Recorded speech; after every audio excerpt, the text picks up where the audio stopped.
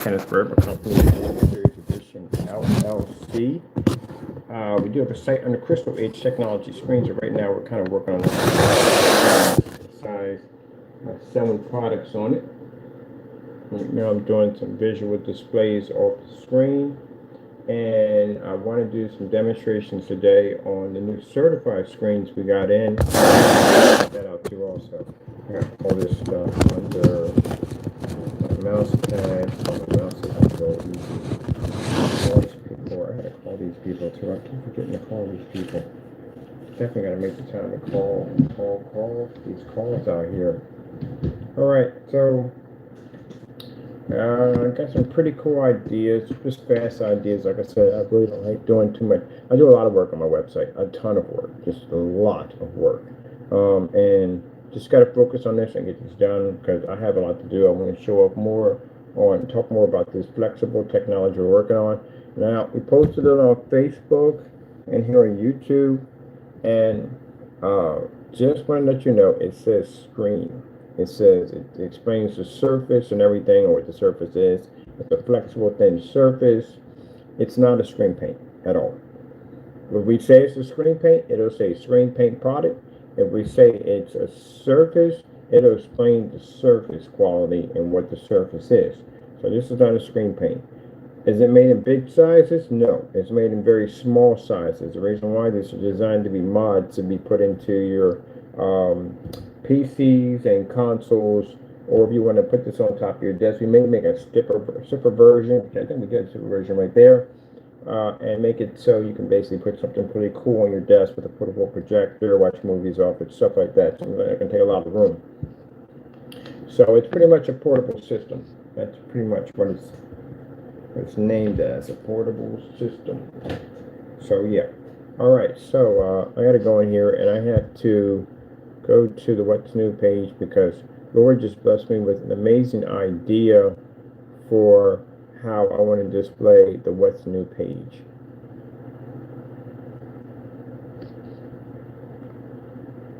Okay, we should be doing What's New. All right, there we go. And the What's New page is pretty much explains everything we're working on. Visual mapping aquariums is something we're working on right there. Visual 3D mapping boxes, which we have over there, which I gotta get around to finishing that project. Video demonstrations, which we have coming up, and this right here is the picture display. But I want to do something. Let me see. This is the bare server screen, which was never done at all, period. None of this was done at all, period. So this is a waste of our time to even have this on the site anymore. I'm done with this. Let me see. Put something more productive on my site.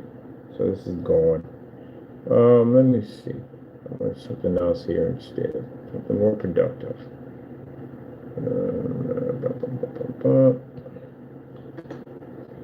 Let me see.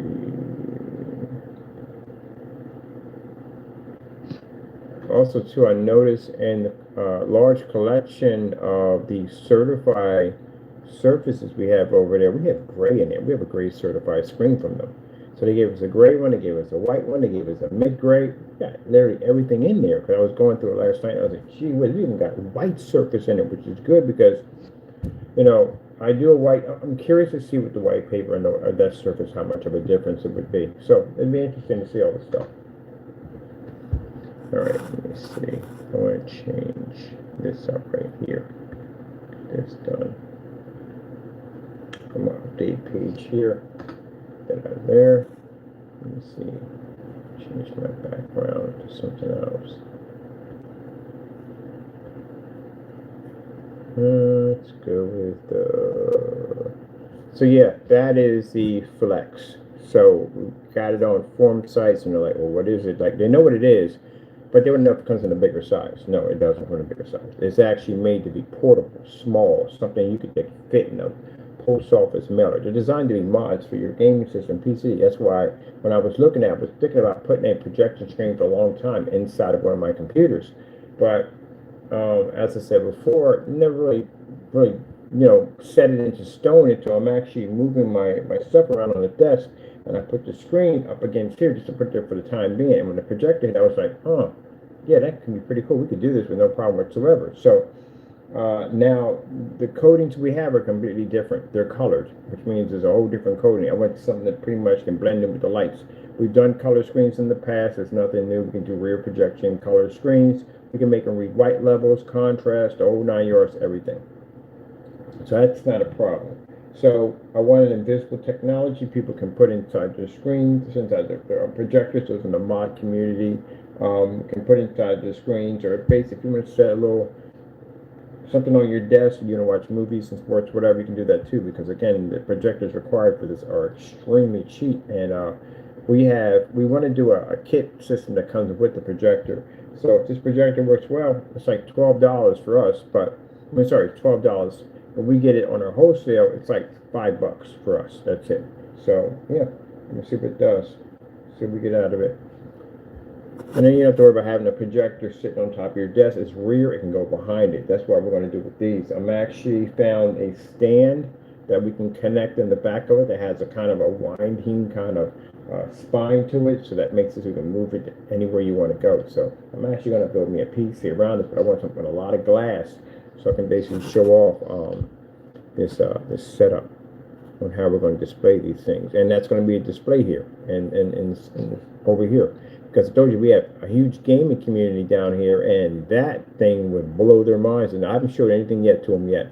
They haven't seen nothing. They haven't seen the floors, because we got a mat system for the floor, the giant screens. We haven't showed them anything yet. We want to surprise them. So I can't wait to show them some stuff we're working on. So that basically, I can incorporate those screens into all the PC mods I want to build, which are going to come out great. I can't wait to set this up, man. I have a little LCD screen pop up. Yeah, spend freaking $5,000 to $3,000 for an LCD display. No. Do you know that these projectors right here, the ones I had, the Maxonics, they could do portrait mode on these. A lot of people realize that. Portrait mode is very easy to pull on a projector. You have to tilt it this way, and it's better with these because they really don't burn up any heat. You can't damage any components, nothing. So you can tilt it up, and we can literally, matter of fact, I'm going to do it here. I'm going to do a portrait setup right on the screen over here. Because all we have to do is hook up to a computer, go in and tap in and put in, change the display to basically portrait, and boom, it's just a portrait setting, which I'm going to do one in here. Show it all. So I'm going to be taking that surface and another surface over to the shop, give it a nice coating spray on it, which you're supposed to do with rears. You're supposed to spray those in because it doesn't cause image distortion. And you'll see next time we show up, the images will be super, super sharp because that's what it's supposed to be. So let me see what I want to do for my background here and show off how my Lord just showed me an amazing idea on how I want to advertise and show off our products. I do want a video back. I want something to move with it. I think something in the background would be pretty cool.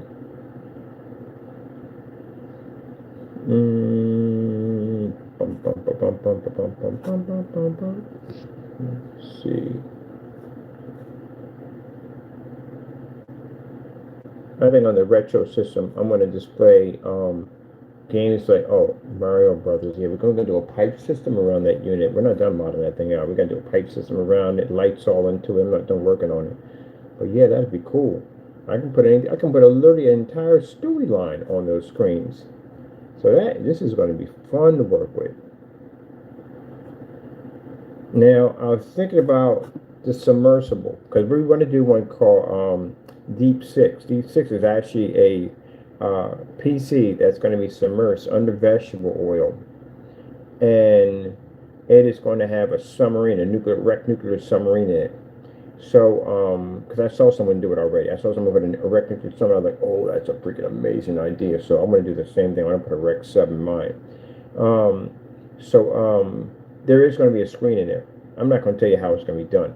So it's going to be pretty cool to look. We're going to actually put a screen in there. The projector system, we can get a projector system in there. Is it going to be in vegetable oil? No. We have to custom build the case for this. It has to be done specially to get this done. But we can actually push a screen through it. Because what I want to show is with Deep Six, I want to show this submarine that basically is just it's just sitting there in the water submerged, and then I want to show this video show showing Deep Six in action.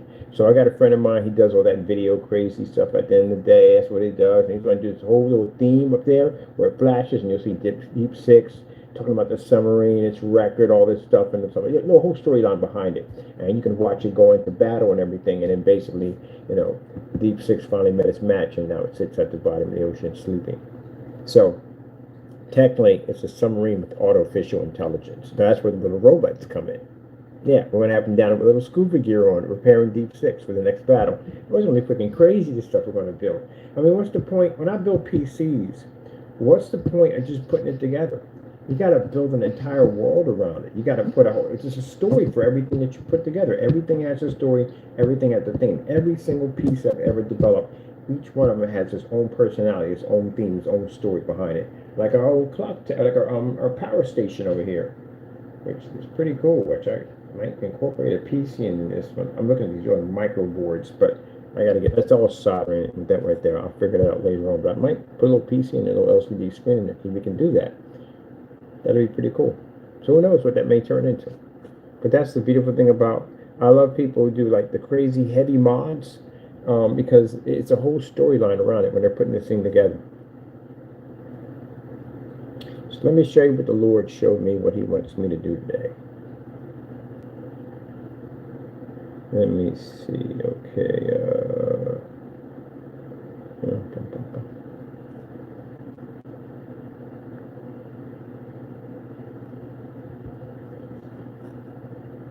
oh, look at that. That'd be fantastic display for something.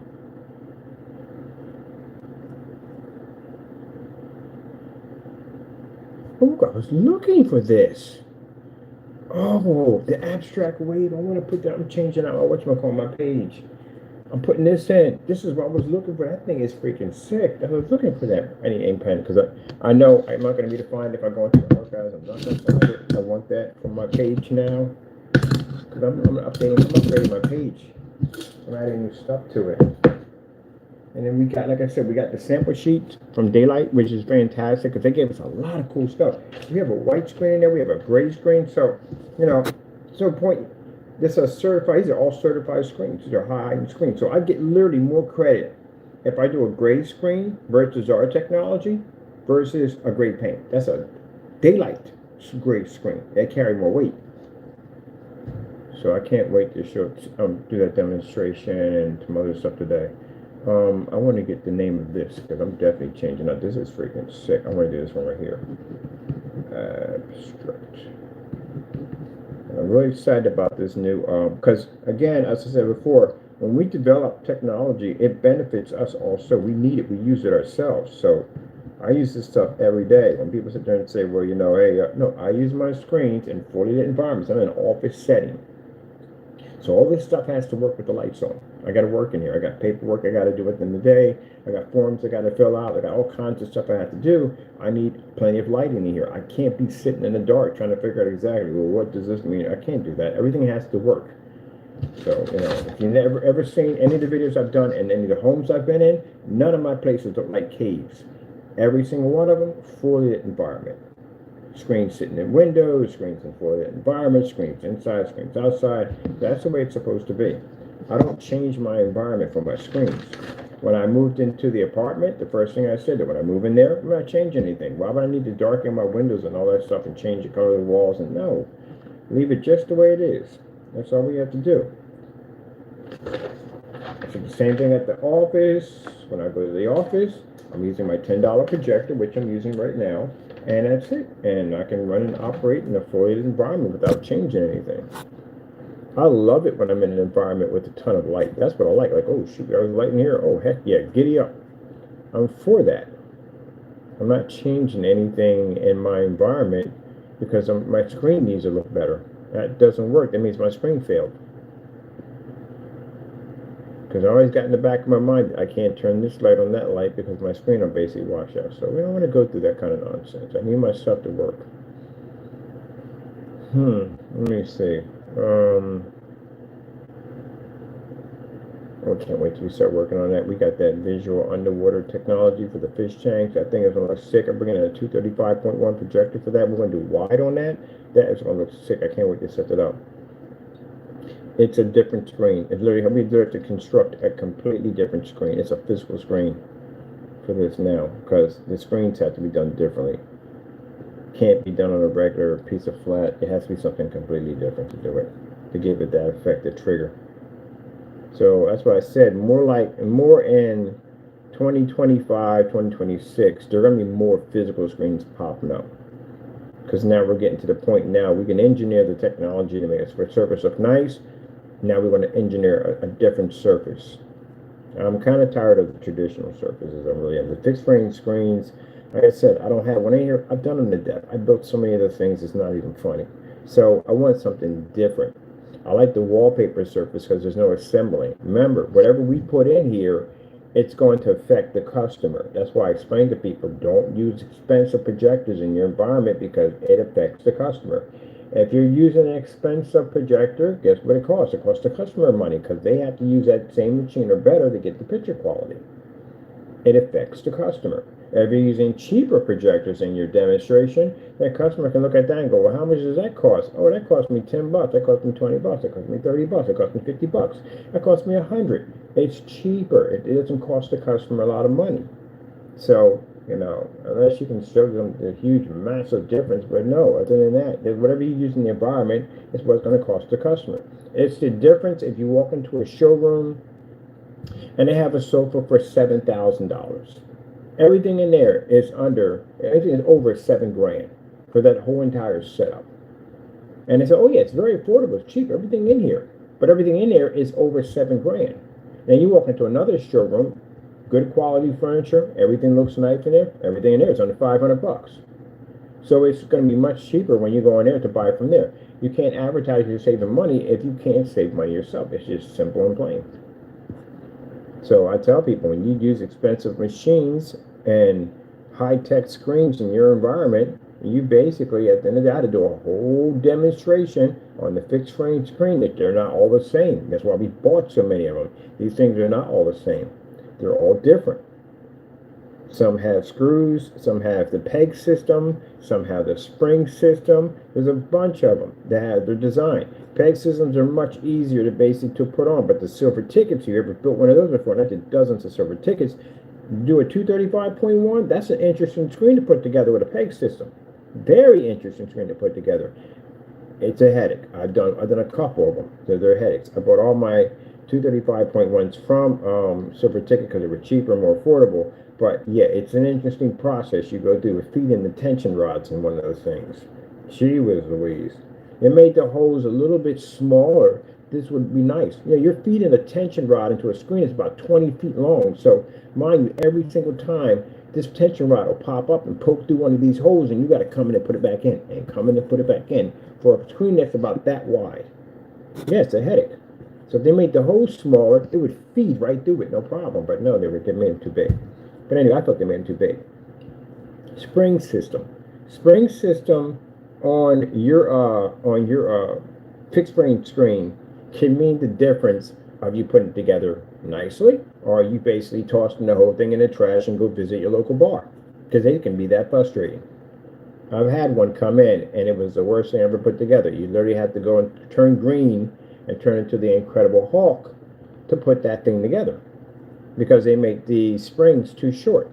So by the time you piece this thing all around your screen and you get to the other end of it, it's pulling all the way up where you have to take all this strength to pull it in to lock it in place. Mind, these things have to lock into the frame.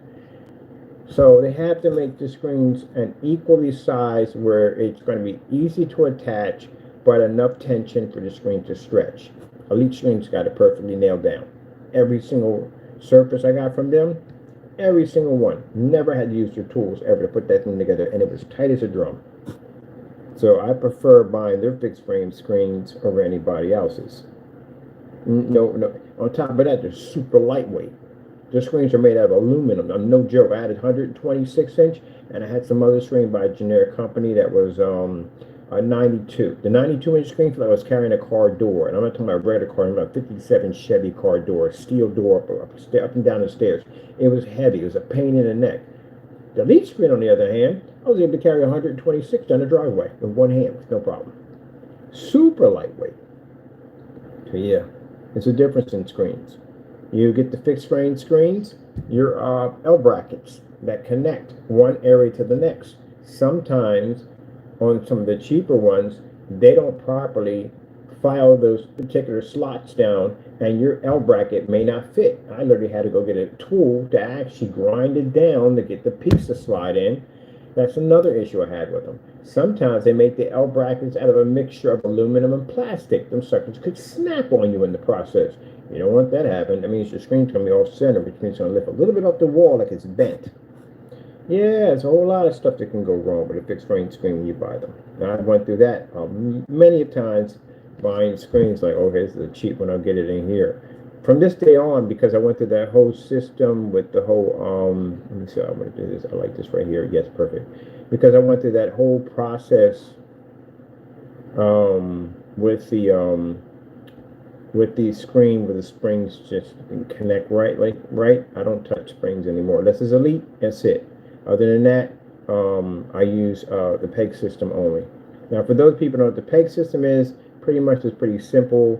You have a bunch of pegs that'll come in your box, and your screen will have like a kind of a track system on the frame. And you take your little pegs and you slide them onto the track system. There's no groove in between your pegs, so they slide in there nicely. They'll tell you got 6 on this side, or 4 on this side, 4 on this side, and 6 at the bottom. When you slide your tension rail through your material, you would take it and lift it up, and you will push the tension rail over top the peg. The peg has a little groove in it, so it locks in place. That's it. That's what you got to do. That easy, that simple. I think I have tutorial videos, which we have to load onto this site on. I think I have how to build a frame, a couple of them, I think, on the tutorial site. So that'll be on the Crystal Edge site. It shows tutorials on basically how to do that, because when I was trying to put together a frame, I couldn't find any videos on learning how to put this thing together. Like, they give you instructions in the box, but if you're putting one together for the first time, it can become a little overwhelming. So basically, you know, there were not a lot of demonstrations showing you up close and personal how to put this thing together. Everybody had the camera way at a distance. I was like, what the heck is going on over there? Like, what are you doing? And you couldn't see it. So I did one, basically a couple of them where I was right up on top of the screen to show you exactly what you needed to do. Especially like on painting the screens. You have people that paint screens at the end of the day, fixed frame screens, and they don't put tape on them, because they figure just tape the sides. No, your roller, you can make a mistake and bump that and ride right over top your velvet. Once you hit your velvet, you destroy it. It's dead. You can rub it, you're going to damage it. It's velvet. Then you'll mess it up. So it's best to tape the entire frame, even underneath of it. Lift up the frame, put tape underneath of it. The reason why is because you're splashing paint all in there. You don't want a thin trace of whatever color paint you had in there to be on the inside of your actual velvet frame. Your screen size. Another thing you have to be important, you have to watch out for. So companies sometimes, when they're selling you a fixed frame screen, they'll say it's 100 inches, but technically it's not 100 inches because they take away for the border. So you're technically not getting 100 inches, you can be getting 98 inches, and 2 of that can be part of the border. And they usually do that, so you have to make sure you check that from the door. Make sure you're actually getting 100 inches with an additional 2 inches for the screen itself. And then when people make this mistake too, if you're measuring a screen to fit on your wall, you got a particular size, they have an outside measurement which measures the whole entire screen itself. I had some people measure just the inside and then put it up there and find out the frame is not going to fit because it's too wide. So if the frame, sometimes the frames can be 1 inch, it can be 2 inches, it can be 3 inches. So you have to be careful about that too also. So this is stuff I know from experience from basically buying all these frames and putting things together, you know what I mean? So it helps people at the end of the day that I can share this information with them. And I talk to a lot of customers and they're doing this for the first time and they got an idea. So I've just been recording everything and documenting everything so we have on our site. So that's what's turning the Crystal Edge site. It's going to be a massive information site of everything we've done on that site to give you all the information you need. We're going to do, I like doing eBay tutorials on basically how to find projectors, what to look for, because we buy a lot of projectors on eBay, so we have quite a lot of experience in it, and what to look for. Venues can be tricky. Yes, they can. You don't want to buy a venue and find out that the lamp's going to cost you a ton of money. The lens is going to cost you a ton of money. You want to make sure you get your lens with it. Most used ones come with the lens. Unless you get something like something where it says it comes with a Roadhouse case, then chances are you may not get it, but most of the time you do get it. And then you have to be careful, because what some merchants will do is they'll turn the projector on to make it look like, take a distance shot to make it look like there's a lens there, but you can tell because there's 4 screws that are always exposed if you remove a lens. So you'll see it automatically from the door. Another trick they'll do is they'll take the projector and they take the pictures from the back and they'll slant it a little bit, so you just get the little top area, so it looks like there could be a USB could be replaced it, can be mistaken for an HDMI. So that's why you got to take the projector, go to Projector Central, type it in, and get the specification. I got to do it all the time. I got to do it for lenses and everything, because they'll say it comes with a short throw lens. I'm like, is that really a short throw lens, or is that something else? I have to go in and basically get the model number, go in there and find out exactly what it is, find it's not a short throw, it's a standard, something like that, you know. So that's the stuff you gotta look out for. Let me see. I want to do what's new video showcase. What's new? What's new? All right, let me see. Same thing with LED lights. We got a company. I'm definitely gonna be posting on the blacklist. It should have been there a long time ago. Man, I will never buy lights on them ever again. Not ever again. Never again. Every time I see their brand, I stay far away from them. I think it's day better. I don't know if they basically fixed it or not, but never again. I thought that was the biggest rip-off of all times, and I hope other LED lights don't follow in the same order as these jokers at the day, because that was freaking jacked up. So, what's new? What's new? Video. No, we don't have to do video. So I'll tell you about that in a minute. Let's see if it's in a showcase. We put 2 V's in there, like a W. Video showcase. So basically, Day Better, what they do is they basically, you get 2 rows of lights with them.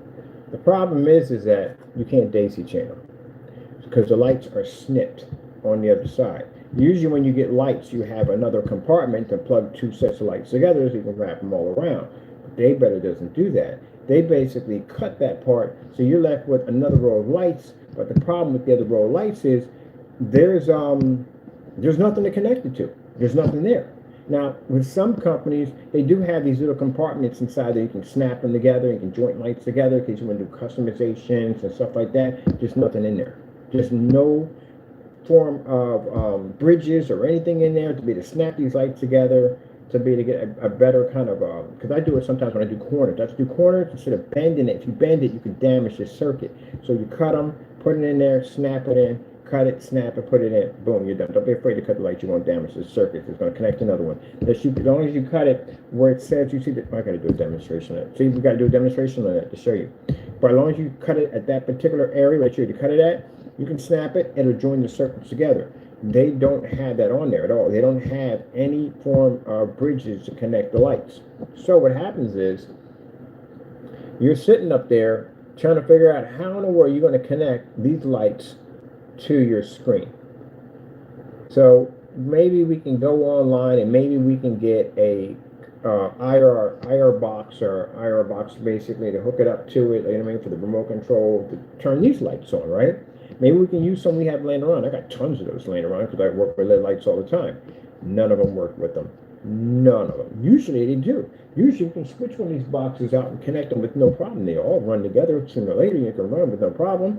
I mean, you might not get all the patterns right in your remote control, but they do work. I've used other remote controls for other lights. It still works with no problem. Not theirs. Theirs only work with their equipment only. So that means now you're going through the rat race. So since they don't sell the IR remote control and box and all that stuff, you have to buy another set of lights. And when you buy another set of lights, guess what? They're snipped. So that means that you have another set of lights there. So now let's go buy another set of lights. When you buy them, they're snipped. You just keep doing it. It's a round and round circle. It's a headache to keep them from buying. It's like a little strategy they have to keep buying their lights. So yeah, that's what I went through with Day Better. And I bought 4 packs, and every single one. And in the end, even out of 4 packs, guess what? I'm putting this one and this one and this one. I still end up with a set of lights that don't have anything connected to them, which means I can't connect anything else to the house with them because it won't run with it. That means I have to buy another pair of lights. Yeah, there you go. There you go. Yep. So basically, yeah, they're going to be on the list pretty soon. I'm going to buy another set and see what happens. Shane, the lights are nice. They're really nice. I bought a pair of weatherproof lights. They didn't work at all. They actually shorted out outside. I was like, wow. After I ran all those lights, they shorted out. Let me see. Showcase. I need images, and I need to figure out what images we have loaded to this system already. See, image, upload image. What do we have down here for upload images? Can we get from our own file? Let's see, for no, in the AI creator. Oh, heck no. I'm good. Let me see. I like to do my own stuff my own way. Let's do upload here.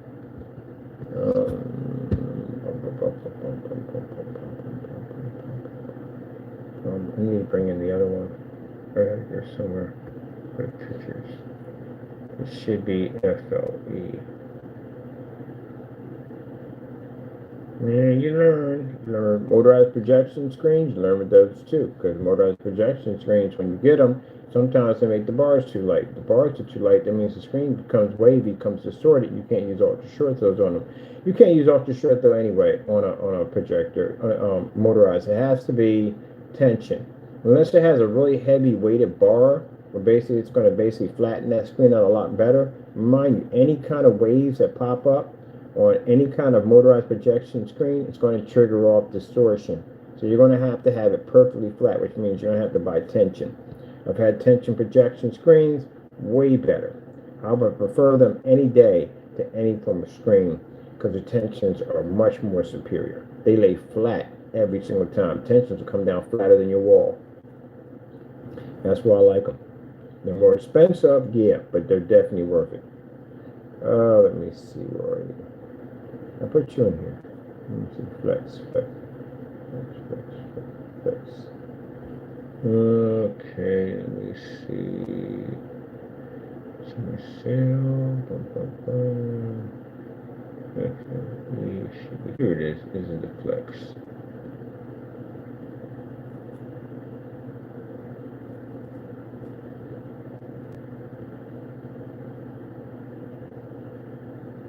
Now, for those of you who saw me print up the picture of the Superman, probably thought, no, I write my copyright, so I literally do. I do my own copy. I've done them before. I've done copyrights. I had to fill the forms out and everything. I've done it too many times to count. So I do them myself. I have a lawyer proofread to go over it. That's basically about it. But to have a lawyer do, I've done them too many times. I've done copyrights. I've done patents. I've done trademarks. I've done all that stuff. Several business licenses, which I'm doing another one right now if I need something for a special license. Done all that stuff already. Done DBAs and EIN numbers and all that stuff, wholesale business tax licenses and all that stuff. I've done all that stuff.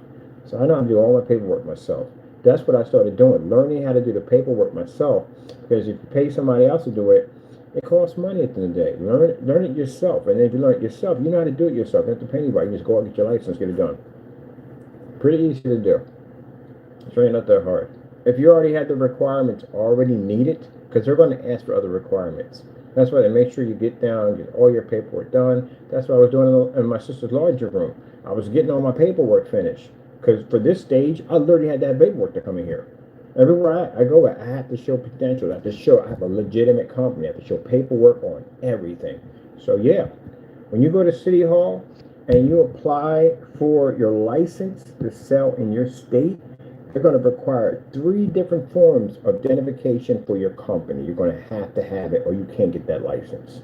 And you need the license because this gives you the permit to be able to advertise in parks. So if I go to a place and say, hey, look, I want to advertise here so and so and so, they want to know if I have my license, I'm permit, they're my LLC, then the liability, insurance. They want to know all that stuff at the end of the day. Everything. A company has to be limited liability. And the reason why is because you need that insurance is because, again, if you have installers and they jack something up, you got to pay for it. So they're going to ask you, are you LLC? All that stuff, you're going to need all that stuff. That's what all that stuff is for. Yeah, it's not just to get it for show. If you need it at the end of the day.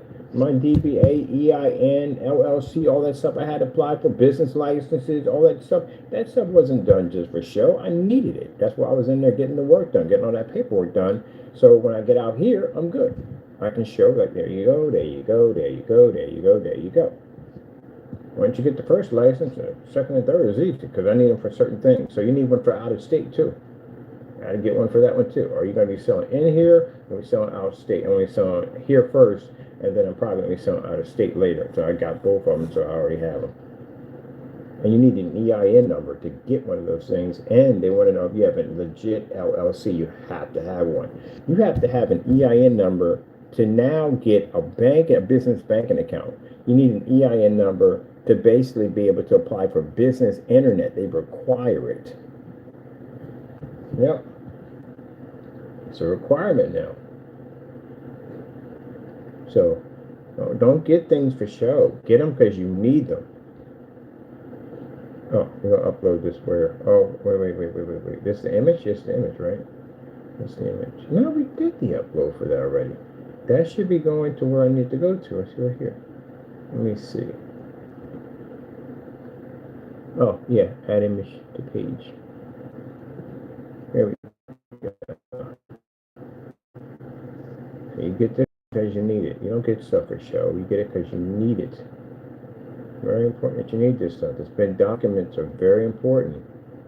You know, when they have like all kinds of flea market shows, events, trade shows, you can't go to a trade show without proper paperwork.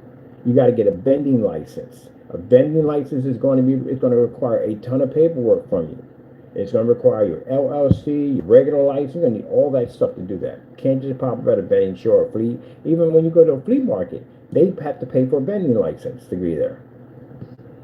Can't do that. Can't just pop up. You can't do that. You got to have all your paperwork. So if you're really serious, legit trying to build a company, you would have these documents from the door.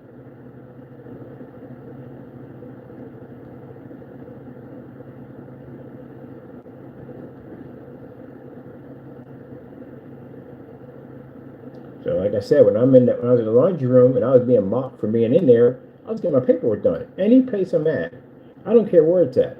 I could be in a hole in the earth. I will utilize that area to get whatever I need to get done to reach to the next stage. That's what I would do. So while I was in that one little spot, I was doing all my footwork. I was going to go to LegalZoom. I was basically paying for all my licenses, everything that needed to be done, all my paperwork, everything needed to be finished. So now when I reach the next stage, I can move from there. Every section, every place I utilize that area to build my company.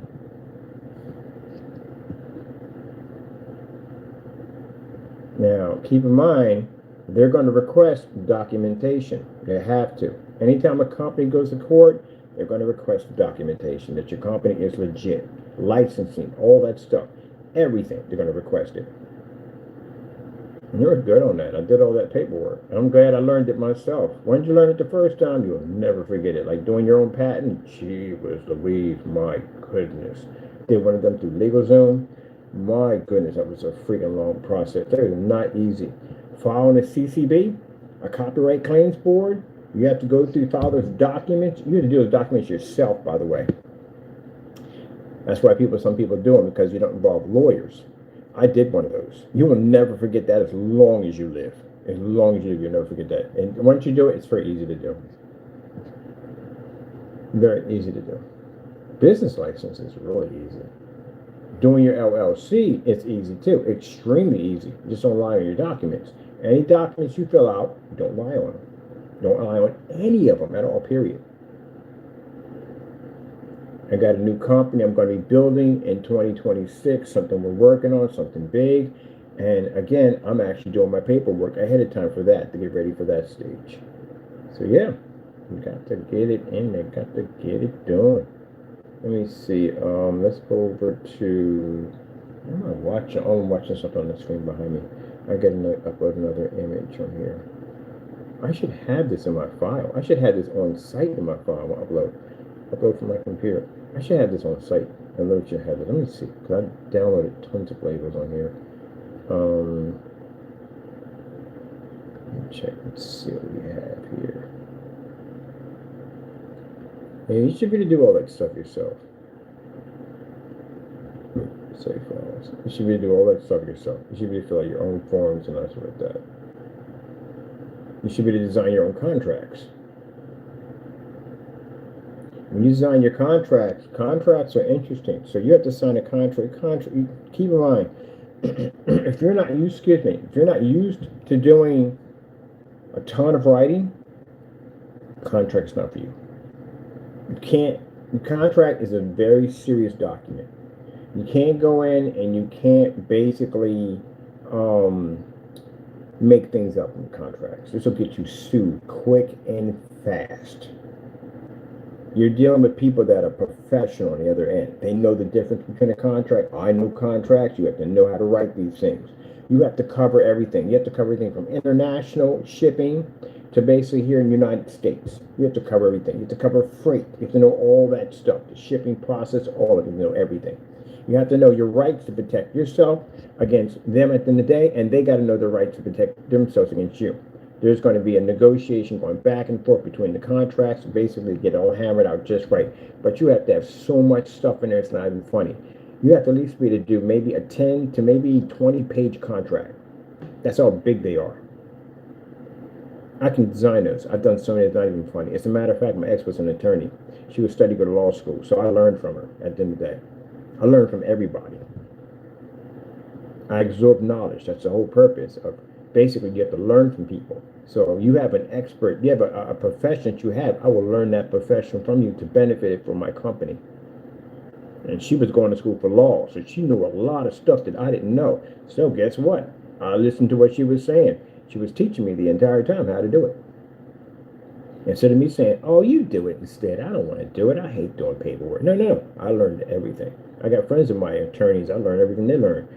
Can't read half the stuff they read in the books. And they're like, what the freak is it? I asked them questions. What's this mean? Or what's this mean? Here, what's this mean? So they don't mind telling me things. They were good friends. They ended up teaching me a little bit about law. So yeah, I learned everything. Anything I possibly can. I don't care if it's anything. Everything. It's something. It's always something you can learn for something. Like, gee, I'm so glad I went to school for this. And this actually worked. Like in Grand Theft Auto, where the guy used physics to bounce a grenade launcher. It was a rocket, bazooka. He skidded. Oh, he was calculating. He was sitting out just standing like, what are you doing? He said, I think this will actually work. And he tilted to a certain degree, and it literally skipped. The rocket didn't explode. It literally skipped. And I was like, what the freak? He said, I can't believe that actually worked. He goes to school for physics. Freaking crazy dude. I was like, what did you, he was showing his pinpoint, like he would fire bullets into the ground. So this is where you had to lean the rocket launcher to, and they'll skip. And it did, it skipped. I was like, what the? Because I can't figure out, I can't tell me, where would I be pointing? How do I point? You fired a couple of shots on. See right there? Aim your cursor there, and it'll skip. And it did, it skipped. So I was like, what the hell? How many times did it take? You blew yourself up to figure out. He said, man, a whole bunch of times. I finally got it right. But it's cool when it skips and bounces. It's insane. I don't know how he figured it out, but it's pretty cool. All right, let me see. I need what we have on here. So we got stuff on here. Yeah, we got the gamers. We need this one right here. I'm taking this one. This would be a nice one. Put that one over there too.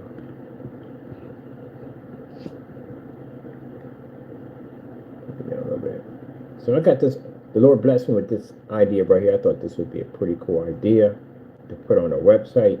So what we're doing is we put each label, and each label has a trailer next to it of what it stands for and what the product we're working on. So that way you get a chance to see the label and the action of the product.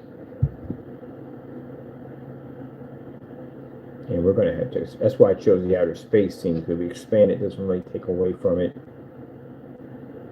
All right, let me just pull a little bit more. No, we have to have it to see the whole thing. All right, let's go grab ourselves another one. Now for this one, simple, go into your images, go into your uploads, or basically go into your on-site. You still have to go into your upload. You can also do customized logos in there, but again, as I tell people before, you know, they don't do copyright, so they have a copy of your work. I don't trust places. I build it when I did my cube. I basically went in and I got some free clip art. That's what I did, because it's copyright free, it's free clip art. People design stuff, put it up there. That's where we got it from. And went in and designed the cube out of it, and I did on my page, and then went in and got the copyright for it. Now, for those people who don't understand how copyrights work, because I know I do them all. I got 2 of them. I know how they work. I'm actually about to get my 3rd one. Someone, we're not going to mention them right now because I don't want them in the video, stated that it's not my copyright, it doesn't belong to me. So let me explain to you how the real world works, because for some reason you don't have a grasp on reality. When you do a copyright, they do something called a search. They call it global search. Now, global search means they search. It takes a while. They search everywhere to see if there's anybody who has this copyright. Because, again, if someone has that copyright and the copyright office rewards you the rights to use this can be a problem at the end of the day. Because that means, at the end of the day, that means that they have basically caused you to basically violate someone's copyrights by not doing a proper search. So that's why they do a search. If the machine comes back, when they do, of course, they're not doing it to private machine doing it much faster, comes back and says, hey, we can't find an identical match for this thing. No one owns it. It's yours. It's yours. It belongs to you. So if it's not yours and somebody else does have it, when it comes back, they'll say, you can't use this. You got to find something else. You'll get denied. So on both of my copyrights, they did a search. They couldn't find anything. It came back and said, it's mine. See, that cuts down the nonsense of people saying, oh, it doesn't belong to you, or this, that, and the other. It is mine. It belongs to me. That copyright, those 2 copyrights belong to Mr. Bird. They're registered with the United States government to Mr. Bird. So if you touch those, that means you violated my work. That means I go to the federal court, which I'm doing right now, and we file what we have to file, and then from there, you pay me. Or, if it shows willfully, as I said before, simple and plain. If it shows willfully, because the lawyer will tell you the same thing, that means you have maliciously attacked that copyright, and that means that carries the jail time after that, and the massive lawsuits. That's how that works. So I've had people come back and tell me, oh, you don't own it. I can't get that registration number from them if I don't own it, because somebody else owns it. Now, if you run into, I've seen this happen where somebody designed something and you designed something, right? And they'll go by who had it first. Who had the design first? I actually had somebody, I don't even know how the timing was, but I think it was like a minute apart or how it happened, and they were able to show that they had it before them. But it has to be registered. Now, everything we show right here, if it doesn't have a copyright, we call it dummy art, because it's not something we're planning to use. It's dummy art. That's all it is. We have the real product that's already in the process of being copyrighted. That's when you see us pull up those little slips and we say, here we go, here's my copyrights. It's called dummy art. I designed so much of this artwork at the end of the day, I can make whatever I want, and basically I can put stuff up here for the time being, just have the labels look nice, and then later on we'll just switch it out for our new stuff. That's it. For me, it's just like, oh, it's permanent. It's the best you have. No, we design this stuff all day long. That's why I was looking at the Superman. I was like, I should take this and design this into something really cool. Put a little background, black and white, a little color here, and hook it up real nice and turn it into a poster and put it up, hang it up. I make my own posters. I have a printer at home that literally can print out a door. It's designed for making posters. Just in case if I want to do my own banners and stuff for my company, for shows and stuff, I got the machine already there. I have to pay VistaPrint for it. Yep, I'm leasing one of them. Okay, let's go over here, because I should be able to go on site. Oh, wait, I got it on site. I got this on site. I got to go back on site. Why don't they just give you that from the door from on site? That makes it so much easier. And then to go through that and come out from here. Like, what the heck is all that? All right, let me see.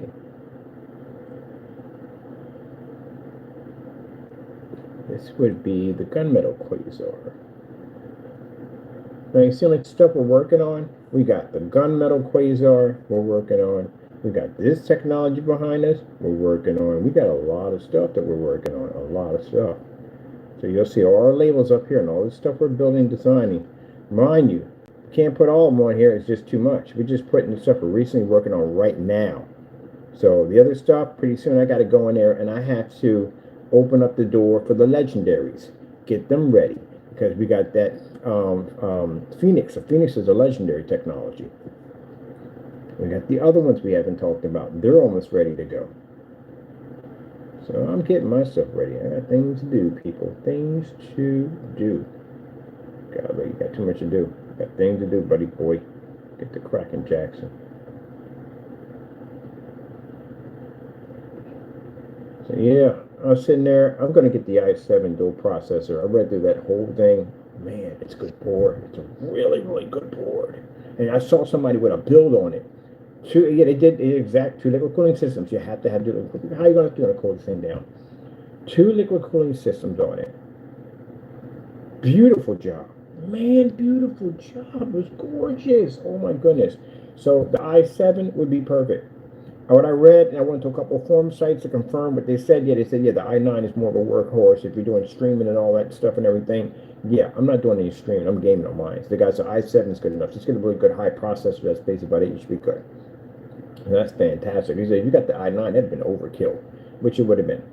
You know, I look at it now. So now the i7, because it must have been meant to be, I couldn't find it. Imagine if I had spent the money on that thing and found out that, you know, maybe it's more, the i7 was more better than at the end of the day. See how amazing God is? That's why I couldn't find it. I searched and searched and searched and can't find it. But the i7 kept popping up. I'm like, I don't want that, man. I don't want that. End up, the i7 would have been the best one for me. So yeah, I'm going to pick up that one. So I would come out cheaper. I found another place to get my CPUs from than Amazon, and I can get them for cheaper. Instead of paying the $160, I get them for $105. So that's about $210 plus $190. So roughly around 300 and well, actually about $400. Yeah, about $400. Those only cost me. Because if I did the i9 with the motherboard would have cost me almost about $500, about $500. But yeah, this comes out much better. So yeah, two i7 processors. A few people had that board, had it set up. The gaming on it is phenomenal. It's freaking insane. Few of them got a maxed out at 256. That thing has 256 gigs that you could drop on that thing. Multiple. I think it has 4 PCI Express times 16 on it. Yeah, the thing is a beast. So guy was like, man, there's plenty of room for improvement. He said you can put the light requirements on it, and it's still super powerful on that machine. It's room to build on it. So yeah, I'm gonna get me one of those. So probably looking at I thought that was a piece of paper. Probably looking at roughly maybe 3 liquid cooling systems on this PC, because I want one dedicated for the whatchamacallit, for the graphic card. Definitely gonna have a dedicated graphic card. I know that the M2s, they get hot. I know they get very, very hot. But I already figured that out, what I'm going to do with that already. I'm definitely going to set up something, liquid cooling system. Probably going to daisy chain one of them. I'm going to need a reservoir system installed in for that. And this thing's going to be freaking crazy. A liquid cooling system build. The liquid cooling system is insane in this machine. Because it's complicated where I have to do a liquid cooling system for the graphic card. But I know the M2s heat up quick. They get super hot. I gotta make sure these things stay nice and cool in the case. The fans ain't gonna be enough for it. The fans are not gonna be enough. I want my M2s, my solid state sticks to be cool. I want them to have liquid cooling on them. So what? How come I don't have it? Wait. How would that's gonna be a pain in the neck? Because you got like 5 sticks in there. If you got 1 stick in there, that's different. But how are you cooling down 4 sticks? See, I gotta look into that, but not right now. I got time to look into that right now. I'm gonna think about that later. But yeah, I'm just curious because they make the liquid cooling system for 1 stick. How the frick you cooling down 5 sticks in there? How's that even work? The hard drives are easy to do than basically those things. At the end of the day, they are hard to do, easier to do. But man, I'm gonna figure this out, how to get this done. But yeah, it's gonna have 3 liquid cooling systems in it and 2 power supplies. But I think I might do 3 on my system. I might do 3 power supplies on my unit because I do want plenty of power. Plenty of power. Power is really, really important. What do we have here? We have the gunmetal. That's the gunmetal. There we go. We have the gunmetal. Yeah, power is very, very important. Very, very, very important. So I want 3 power systems on my unit. I want to build something different. Definitely different. I building these machines, I built some crazy stuff. Are you always going to try to outdo yourself and build something even more insane than the last time? But I can probably put an awesome window in that sucker. I'm planning to put a nice window in it. So case is not going to accommodate what I got to build. So I'm going to have to build my own torture rack with it. PVC torture rack. I'm going to hook one up. I'm going to use all clear PVC piping so I can run leads through them. Oh, it's really sick. I'm running the chaser system through it. I just finally found a decent chaser system that has a rope system because I like the rope lights better than the traditional LEDs. And it's going to look absolutely sick. I cannot wait to do this. Cannot wait. Let me see. Okay, the gunmetal's coming up. The gamers are, we have the game already out. Yeah, the gunmetal. This is why I like going into my forum sites and talking about my computer builds and stuff like that. We got some people that comment on the channel about basically about understanding it, but you know, that's why I said I love building at the end of the day. And computers, I got out of it for a bit, but I'm glad that I'm back into it because I do miss it. Let me see. I'm gonna go shrink this down to here. Put this over here. There we go. Put this over here. Let me see. Oh, it's a good size right here. I don't want to make it too big.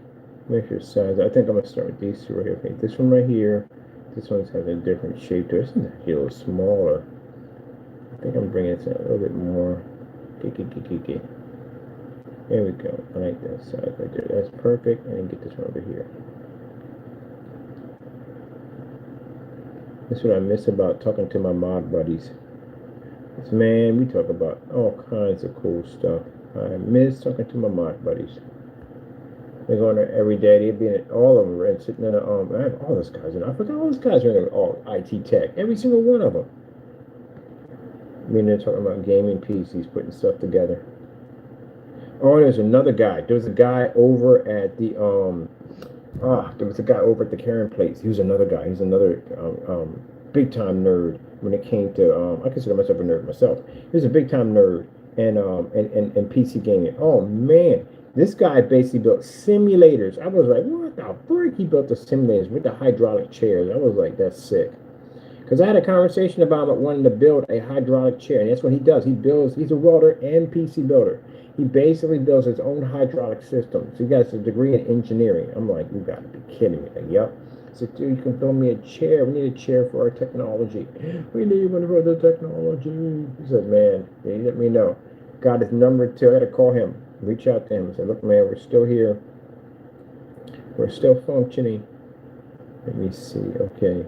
What's the other one we have on there? Yes, right there. Okay, I'm going to put these up here. I'm going to put my little videos. So we're going to put the videos next to these to show off the product. God's amazing. I'm sitting there and the Lord's blessing me and giving me ideas, giving me blessings on how to do this and put this together and put that together.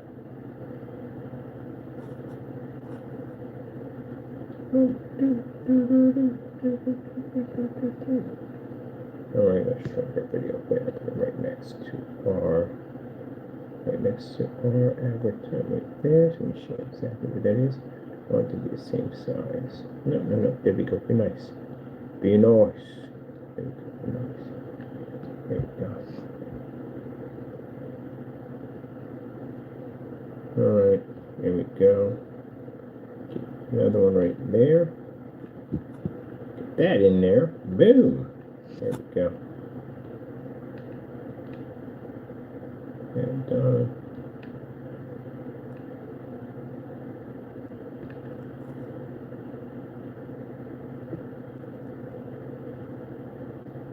so just a little header here.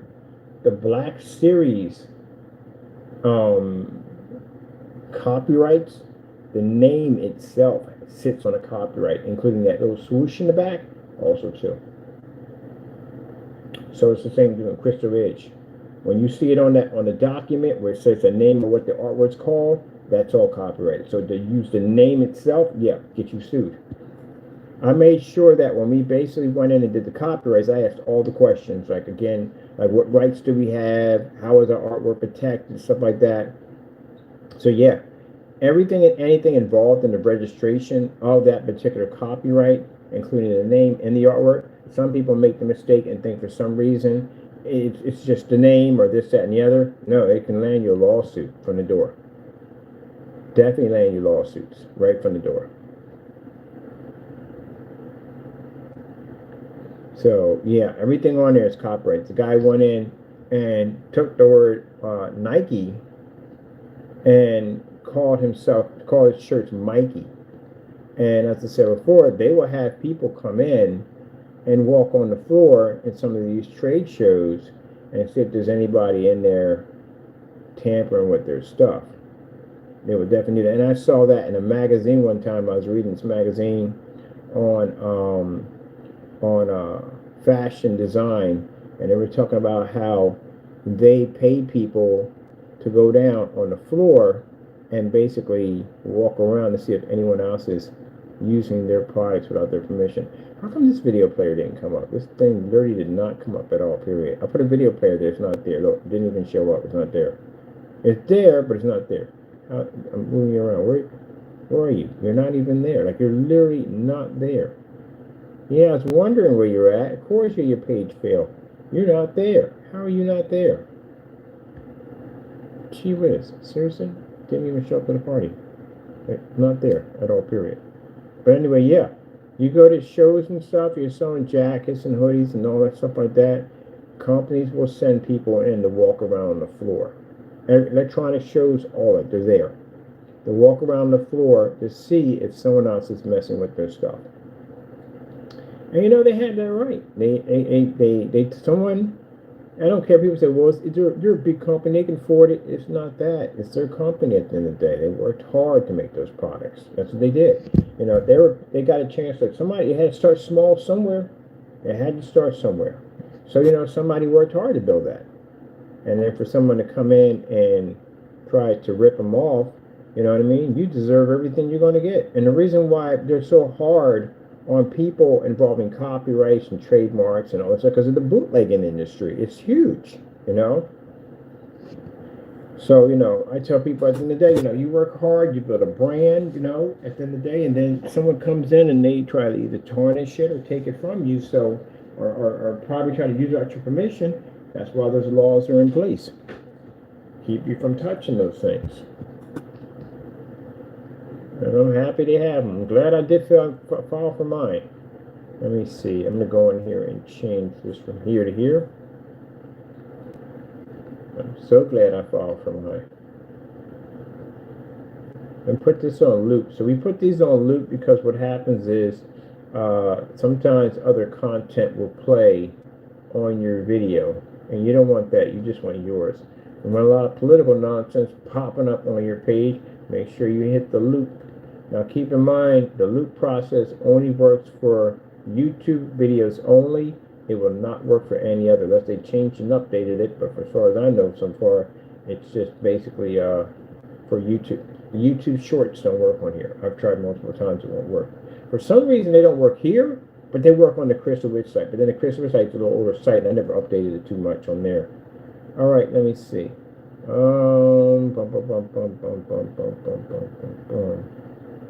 We did do one for the gamer. I wondered if we shot that in a different format. So I wonder if that does actually work. So let me see if that does. Give me a chance to test that there and see if it does work. We did a live demonstration on that, and yeah. Let's see. We did this right here. I wonder if this actually loads out.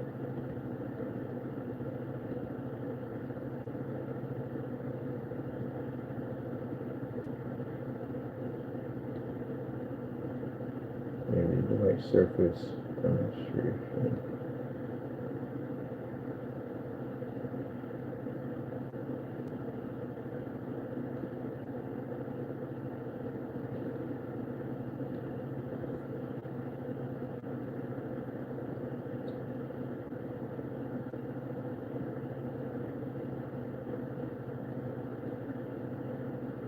Alright, I'm going to have to do a demonstration for that. I want to do it when it certifies. I want something impact, so I'm going to do it with the certifies.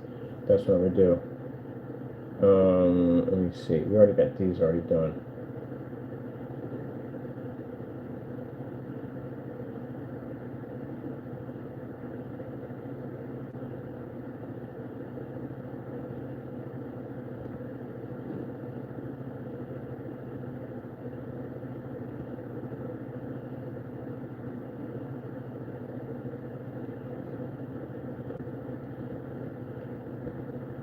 All right, here we go. See if this actually does work on here. Let me see. Change video. Because it's not a short. It's just basically, I don't have to look like a short, but I wanted that way. Basically, we can do it that way. We should be able to. Yeah, we can. Woo, it does work. Haha. Oh, everything's so much easier now. Yeah, I got my video right there. Here. Boom, boom. No, no, it's in the wrong place. You got it in the wrong place, Bird. Damn it. Shoot. It's not supposed to be there. It's supposed to be up there. For this one. This is the one we're going to be doing. Another one for this one. And it did work. It actually did work. Ha ha ha. It worked. Yay. It worked. Yeah, because usually they won't allow you to do those little short videos. They won't allow you to do it. But that was shot in a format that looked like it was a short video. So that's pretty cool. Quasar technology. Can't do the number yet. Quasars. We got tons of quasars. Let me see what we got going on here for quasar. Let's see. Building screens. Building screens. Building screens. Building screens. Oh, it's the quasar. Quasar did that one with the half and half. Man, this thing was impressive. Yeah.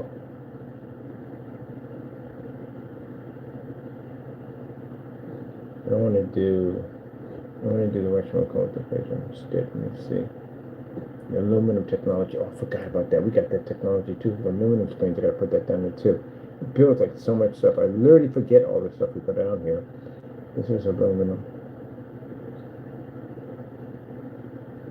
Yeah, tackle all up in his face.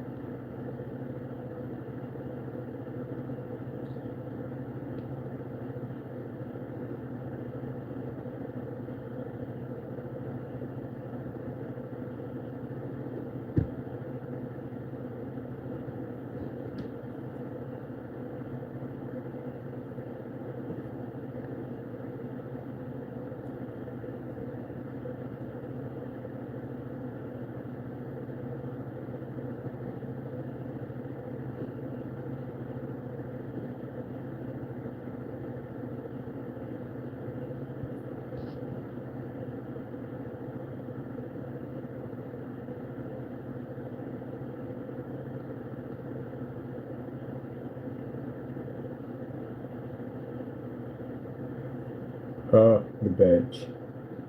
The bench. I'm gonna go back to the bench soon. Scroll to the bench. Ultra shred throw. Oh, these were challenges I put up.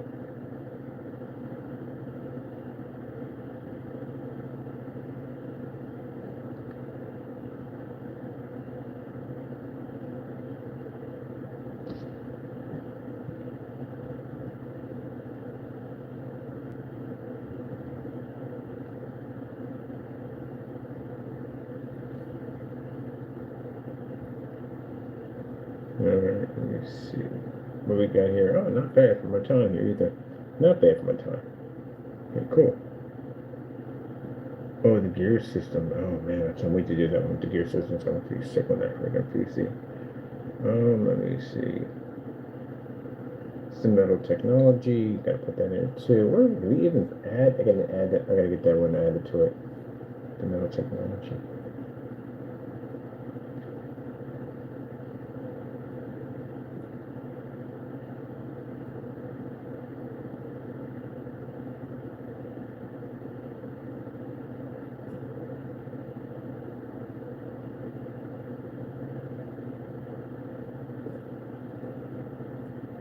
That's the metal technology.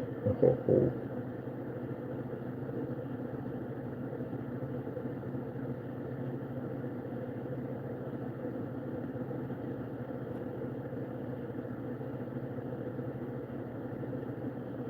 This is the challenge we put up. Anybody do this yet? I'm gonna put it on there. I said half and half. These are. I think they're. When you go to a white screen doesn't exist next to that thing. It doesn't even exist. I can't wait to see what this one's gonna look like.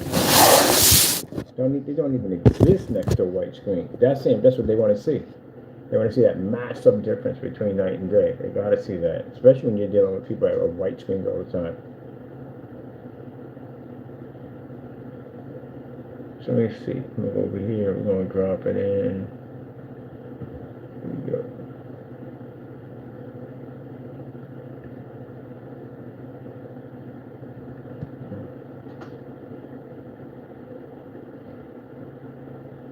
It's a Quasar challenge.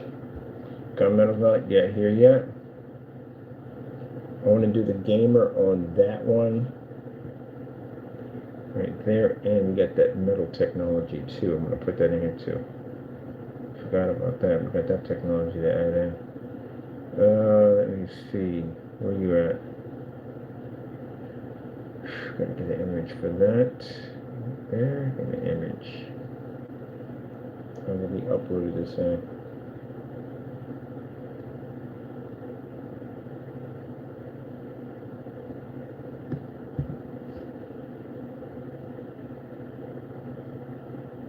Strange name, let's see.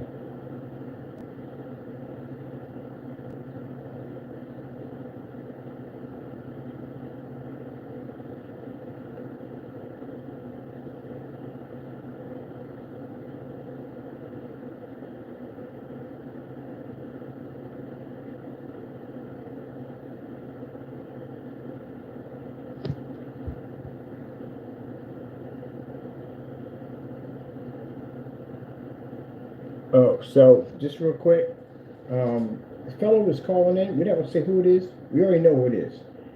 Just so you know, when you leave messages, they also have an app on my phone. They can go directly to my phone.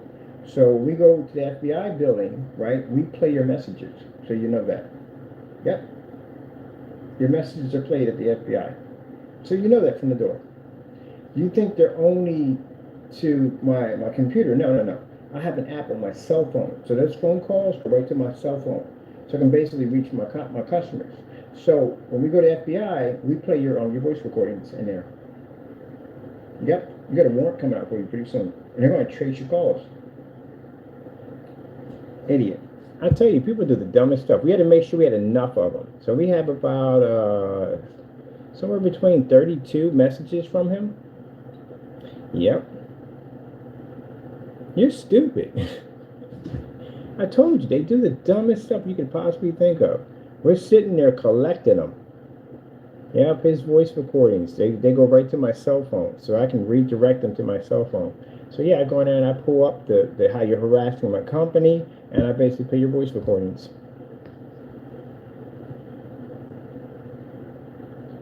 Good luck on that one. You're gonna have federal agencies at your front door, buddy. That was stupid. That was real stupid. Oh, is this right here? No, this is a cruise. I don't know yet. Yeah, all your voice recordings. We take them right down to the office, and here you go. Listen to them. We got your transcripts and everything from from the company. They send over the transcripts and everything. So yeah, his IP got traced. Yeah, you're gonna be pretty soon. That's like when the neighbor next door, that page and all that. Yeah, we were actually the police station. They were going through your page. They go through all your pages. We pull your stuff up. Y'all do the dumb stuff. But anyway, I got time to think about that. I got work to do. You'll worry about that when it gets there. Let me see. Oh, retro boy box. I gotta do something with that. That is nice. I might make a poster out of that. Take that back and do a giant poster out of it. Now, where is this thing at? I know I put it in here. It's just a metal screen.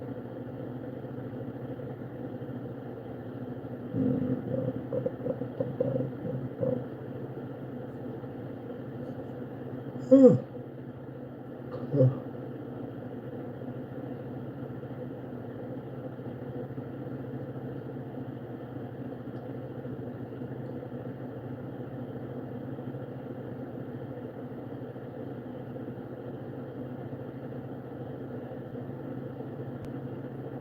Let's see. That's not it. It's gotta be in here somewhere. No, that's some copyrights for that. Where do we put it at? That's the big question. Where do we put it? If it's in the bottom of the page, sometimes they drop to the bottom of the page.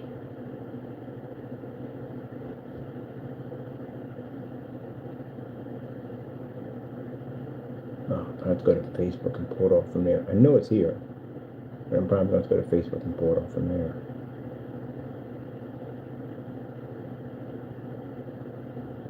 Let's see the design for it. Where is it? One of the quasars popped in here. A gunmetal quasar popped in here too.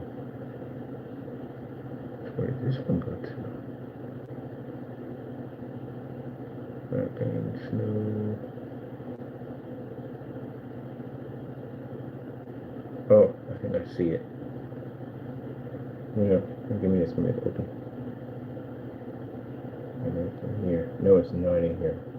Alright, let's grab it from Facebook. It's on the page. Let me see. Gotta go to Facebook. Did we put it in Facebook? I'm pretty sure we did put it in Facebook. Where's my Facebook page? I literally was just in there. Oh, it's in messaging board. That's what I was in. Let me see.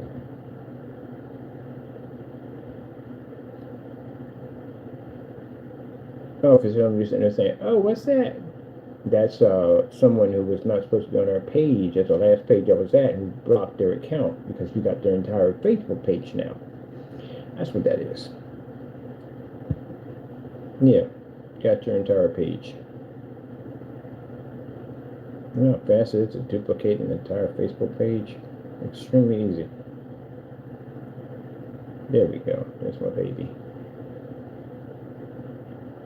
That's why y'all be sending me friend requests, trying to get contact me, trying to get on my page. We know that already from the door. Dude, I'm tech at the end of the day. You have no idea exactly what I'm designed to do, are you? I'm going to leave it at that. I'm going to be nice about things today. I am. Jeez Louise, man.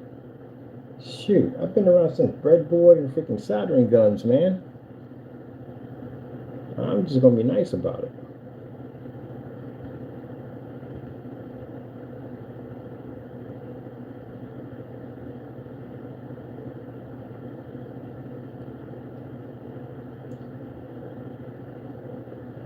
Let me give you an understanding of some scenarios real quick. Just to give you an idea. One Halloween, I decided to have some fun with my family, right? So, I know the people that work for Terror Behind the Walls. I know a few of them over there. And I decided to have some fun with them, which, wasn't really bad. We all scare each other back and forth. We're pranksters. And I went in with them. I paid my ticket, my admission. I went in and did the whole, because I know everybody over there, so of course I faked the whole thing, I'm afraid, because I've done it dozens of times. But this time was different. This time they let me go in and dress as one of the characters to scare my family while my family was looking for me. Now you're probably saying, what does that have to do with basically computers? Well, you just think about it. You'll get the idea.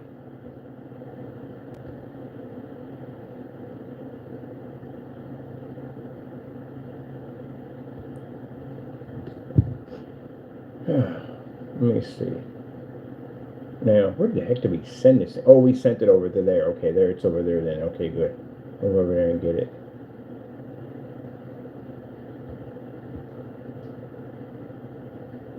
I was modding Xbox 360 units. I was integrating them into PC motherboards.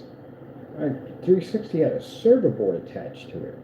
So when you grew up in the era of the breadboards and freaking soldering gun era, you basically built everything. Everything. Radio Shack was amazing. For most people, Radio Shack was like my ultimate store. I went there and got transistors and parts and all that stuff. I built boards. So yeah, I was in that era. The soldering gun era. Solder this, I just smell solder. I remember being in freaking class. First time I was in class for electronics, they were teaching us how to use a soldering gun. Oh man, you never forget that smell at the end of the day. Oh, you never get rid of that smell, especially when it goes up your nose. Like, oh, yeah.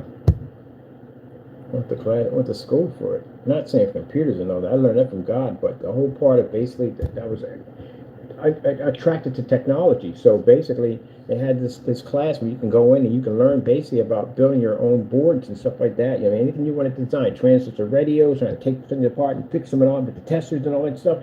I'm fascinated by that stuff. You never ever get that the smell that they have in it it's beautiful. The smell of basically of old electronics. Yeah, I love it. So yeah, I fell in love with it. Still couldn't build a computer for Jack. Not until the Lord blessed me how to do it. But I know how to wire and solder and put things together. And then hanging around with a bunch of getting into computers and stuff, a little investment in computers. I met other people that they were into computers, and those people, and I learned things. I learned things from people. I gravitate to them, and I learn stuff from them. And people teaching me all kinds of stuff. All right, let's see where you're at. I didn't upload you, right? I did. I got you uploaded. Okay, so where did you come from? You ain't on site file. I know that for a fact. There you are. Boom. Get you over here. Get you over here. Boom. Over here.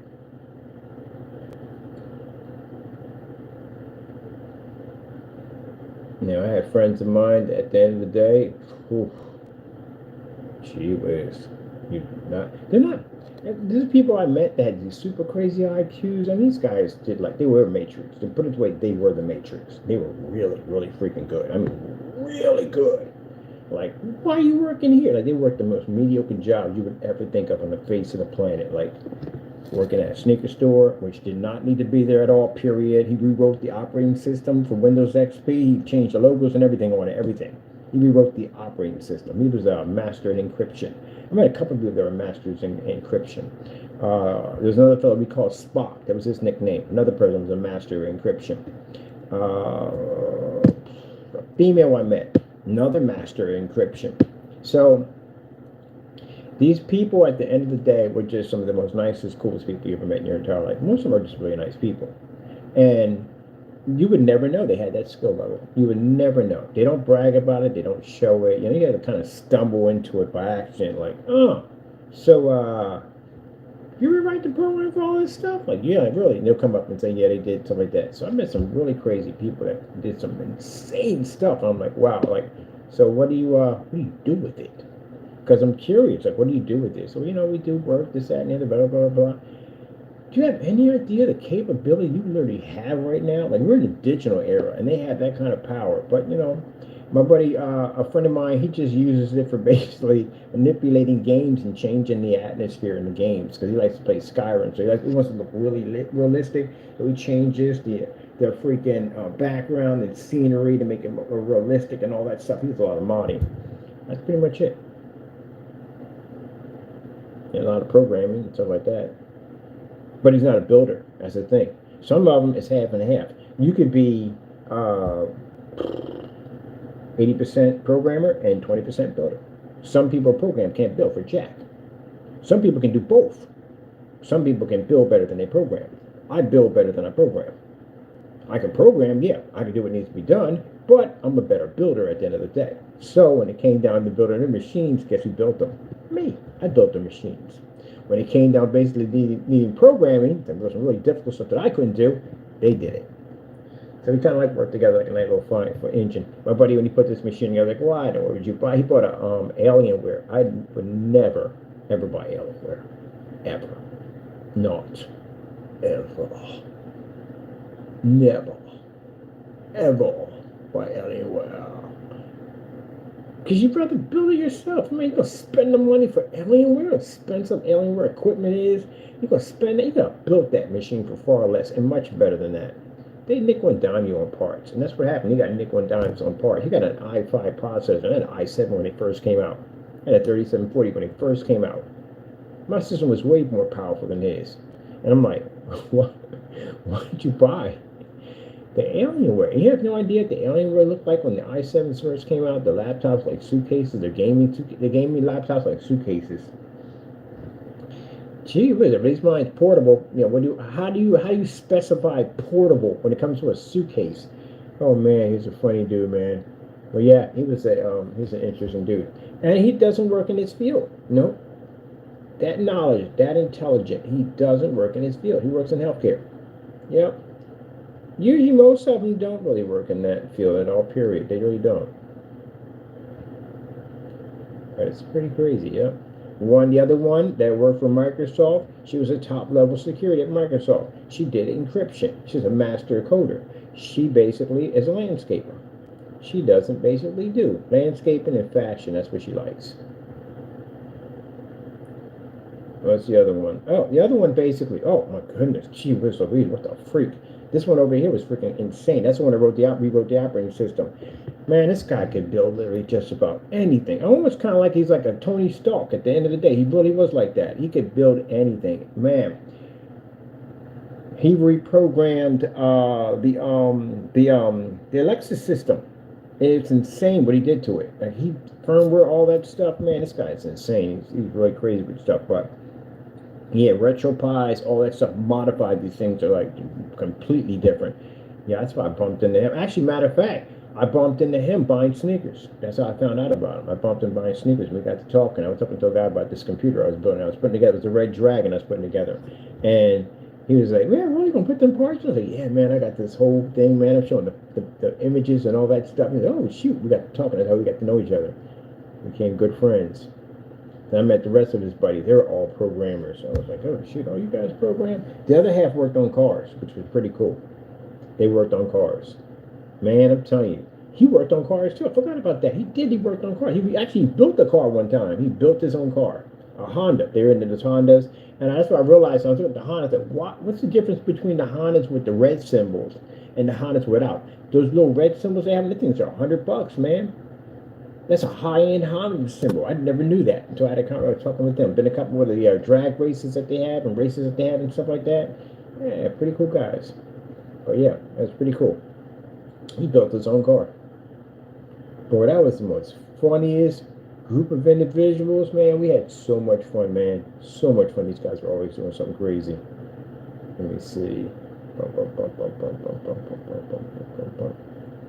I think that's insane. People who work on cars at the end of the day, I mean, that's amazing. You have an accident, you go fix your own car. Most people got to go and pay someone to do it. You literally can fix your car, and if someone knows someone like that, you got to hand up because again, they can just fix your car. They like doing that kind of stuff. I mean, man, they like working on cars. That's why they have the big shop and all this stuff at the end of the day. But man, can you imagine that?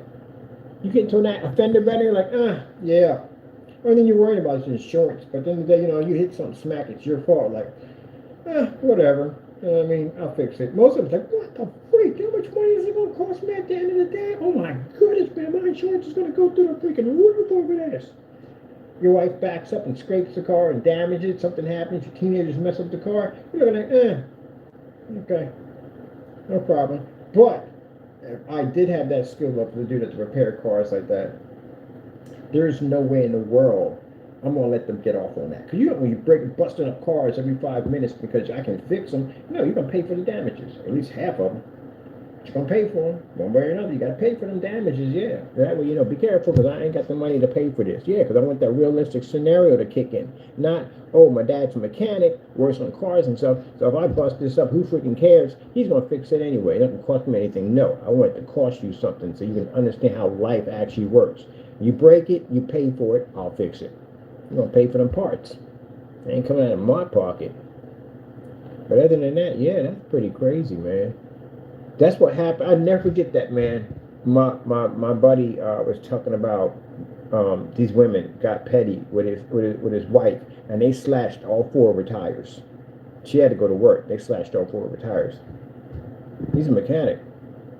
Mechanics know mechanics at the end of the day. They were all connected at the end of the day. They, yo, man, I need some tires, so and so and so. This is the size I want, blah blah blah blah. Transfer the money over. Dude gave him a massive discount. They bought the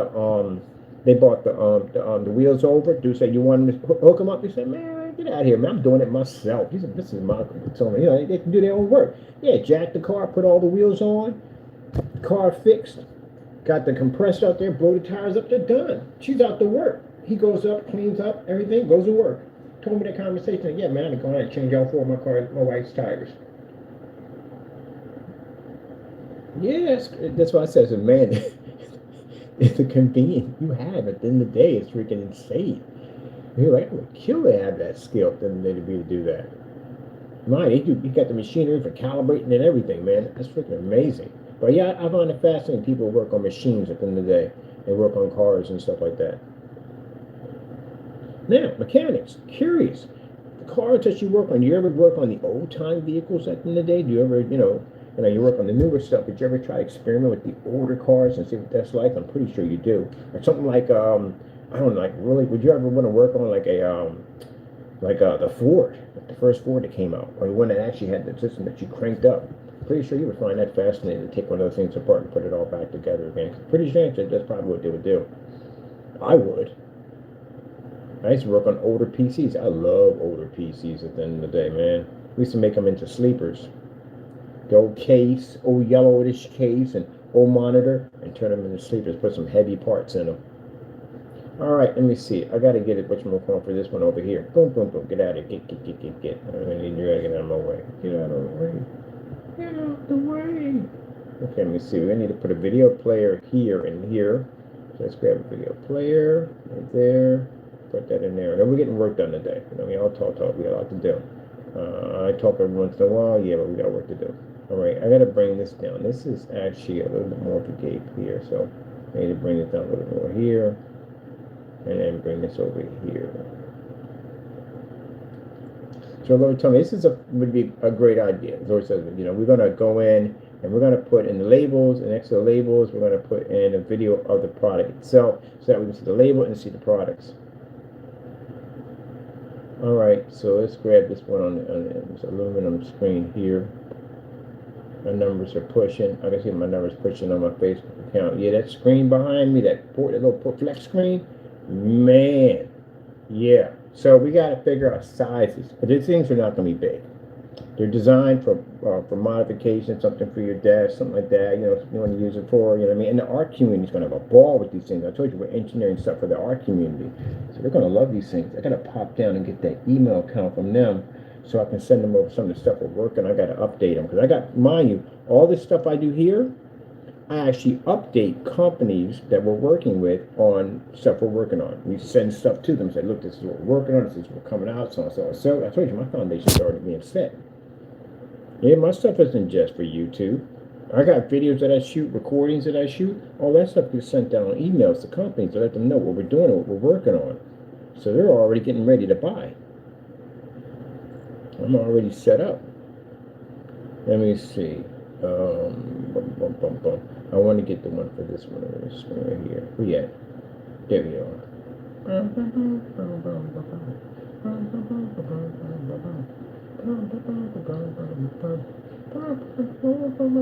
Okay, let me see. Where's that metal screen at? Metal screen.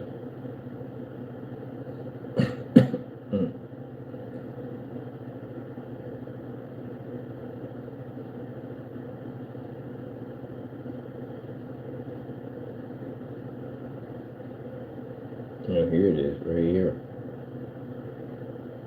Oh, they said we did the white level test. Yeah, don't match. The white level is nothing at all.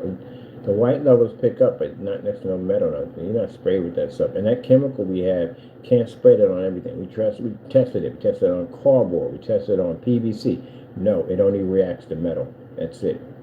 It's interesting.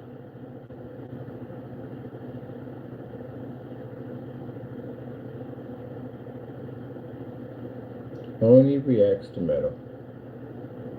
It's pretty cool technology. So I gotta get a sample surface of that to bring that in. We don't need a big one, 4x4, that's all we need. So shoot our videos and then go in and basically send them off to companies. I got 11 companies on the list, and we send them out the emails, the mass emails of what we're working on. And they'll reply back how much, when is it coming out, are you shipping it overseas, and this and that and the other, what sizes do they come in, what type of projectors can they be used with, stuff like that. So again, just want to say this real quick. For people who have tried to do dumb stuff on YouTube, what do you think that YouTube controls my company? Oh, heck no. No. I'm on multiple form sites. I'm on all kinds of stuff. I got a list of companies that I'm dealing with that I shoot videos for. We do little videos on the side. We record, pre-record, and we send all that stuff to them. They're updating everything with technology we're working on. They're already ready to buy my technology. We're not ready to launch it yet. Some of the things we're working on, we're going to do a little more testing on it. I want to make sure my foundation is set, but I've already set that up already. I'm good to go. All I have to do is just send them an email saying, hey, we're ready to have orders to go through, and that's it. I'm already set. I'm not stupid at the end. They're not to market products and not to sell them at the end of the day. If we only get one hit on the video, that really doesn't mean anything to me. That one video, I can send it to a company and I can make $80,000 that day. All they have to do is see that technology. And if they're not satisfied with that, they can come into the office, sit down, and they can watch it for themselves.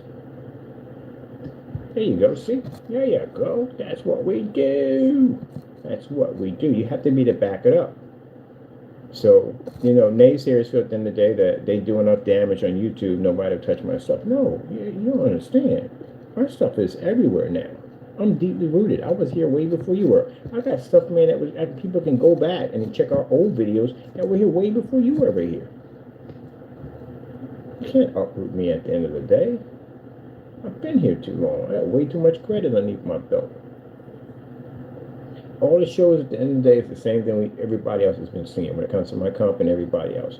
All it shows the people that are jealous, they talk a lot of trash, and then they fizzle up. That's pretty much what happens. They never stayed around that long. That's how that happens. We come to you guys to buy, they all see it. Everybody knows we're known for that, getting companies to back down. If your product is good, you can hang with it. If it's not, you're going to cancel out. I told you, once you cancel out, that's it. That's the end of the business. So when we showed off this aluminum screen, we bought the screen to show it off, to set it up. They're asking questions like the material, the metal, how light it is, and stuff like that. Is it easy to bend, stuff like that. Questions you need to ask, questions we need to know. That's why we're doing all this testing on it, so we have all that information. But we're already set up to go.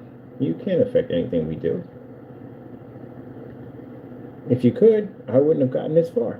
As a matter of fact, you weren't here when I first started. You were nowhere to be found. So it just is what it is. When people visualize us online, they show us basically backing up everything that we do. That's what we do. We've been doing it for years. And they just see down through time people hating on us, because that's what they see them as. You guys as haters. And you just fizzle out. I've been to y'all sites already. I think it was yesterday I went to your sites. You're not making anything new. You don't have anything. You can't make anything because you don't have the ability to make. Meanwhile, we're developing new technology every day. I still got more stuff to engineer. I'm not even done yet. I got 18 more forms of technology to build. Nowhere near close. But yet, at least at the end of the day, we're not talking it. We can literally show it off and advertise it. That's what you're supposed to do. That's what these companies want from us. They don't want a whole lot of this on channel. They want to see action. They want to see something that proves that what we talk about.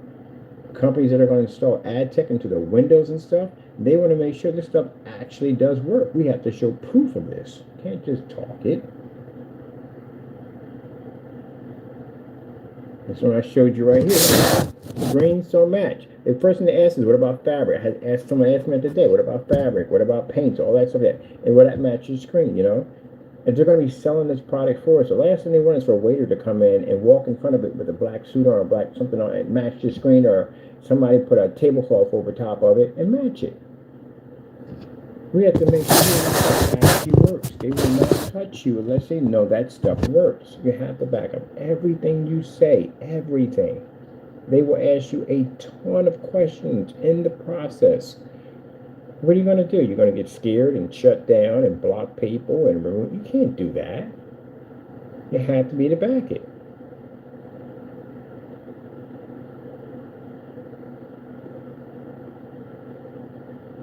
You can't back it, then what you do is you get out of the game. Go find something else to do.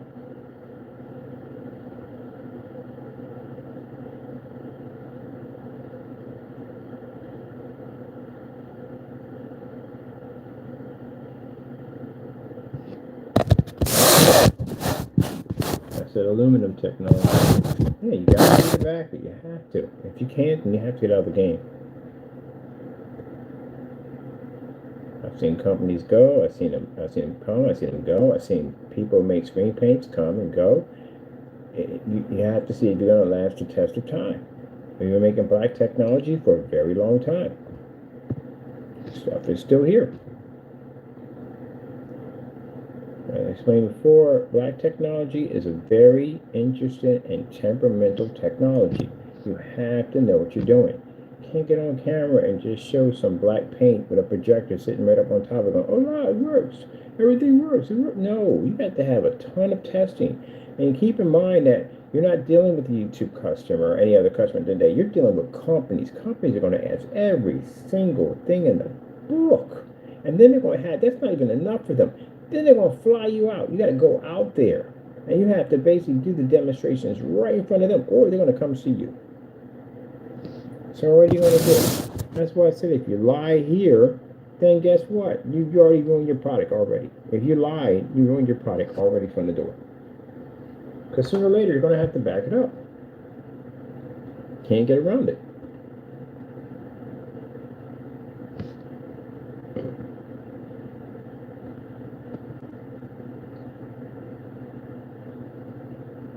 All right.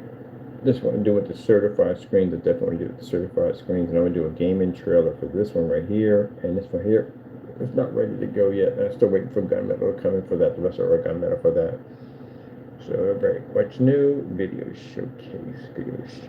So, like this right here. And we're going to publish this. So, this is ready to go. There we go. That's finished.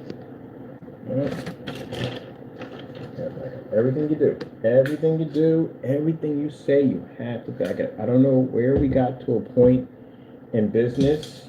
I don't know what happened or what happened along the way that people feel that they can just make up anything they want and they can just get away with it. You can't. Because what's going to happen is, that's what's going to happen. The customer is going to file a PayPal claim against you. And you're going to basically get hit with one of those things. And PayPal is going to request for you to give up the information that is required for you to prove that your product is working and functioning correctly. So if you don't have it, then you're just going to lose your claim. That's what's going to happen. You have to be to prove all this. It's very important.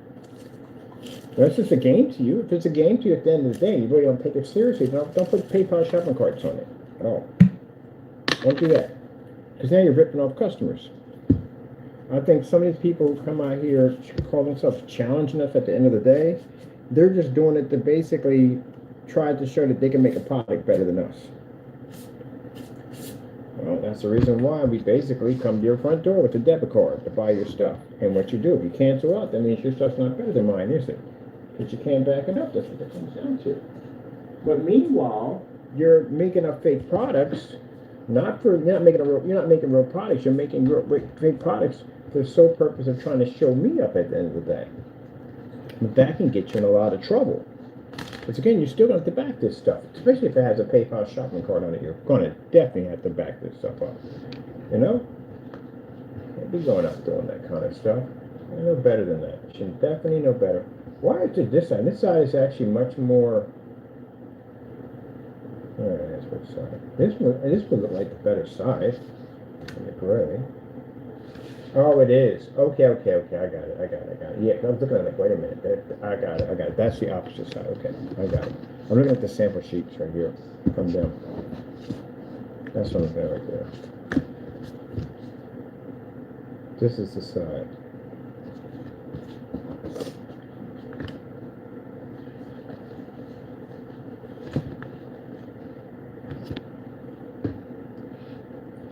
Step up.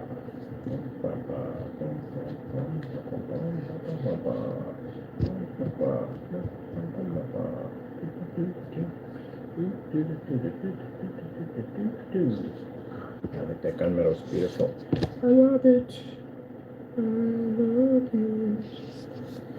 Contrast. This is a pro contrast screen right here. Oh, so they put that one. It's the only one that has it on the back. Okay. Understandable. And this is the white one. Oh, man. Thank you so much. I appreciate that. They hooked me up big time.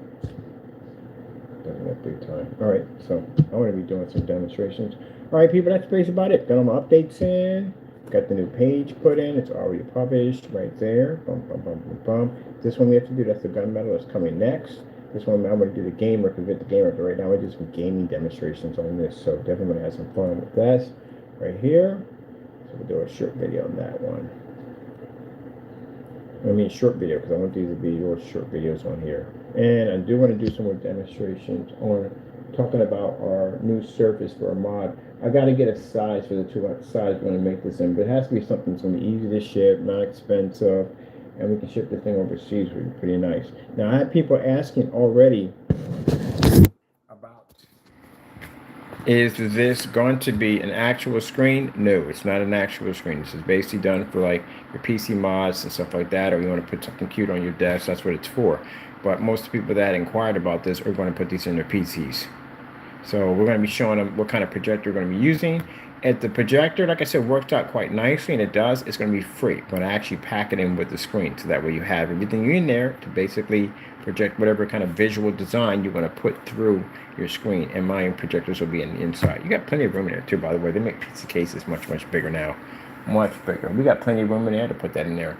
I definitely want to put, for this one, I want to put a Smash Brothers trailer on it, going back and forth when we put the whole pipe system. So I can't wait to use this in all my PC designs, which you'll see them now in all the PCs we'll be building. You'll see these screens in here.